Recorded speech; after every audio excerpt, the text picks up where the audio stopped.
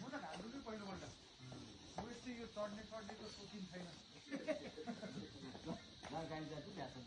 त्यति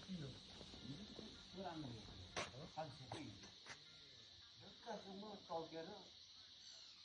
हाम्रो भाग्य हो त नि तर सनराइज त होला नि मजाले होइन पनि है कतिले आज वेदरले आज बिहान पनि एकदम क्लियर त भएन तर हिमाल चाहिँ देखेँ त बादल चाहिँ थियो अहिले पास गरौँ भोलि त्यही त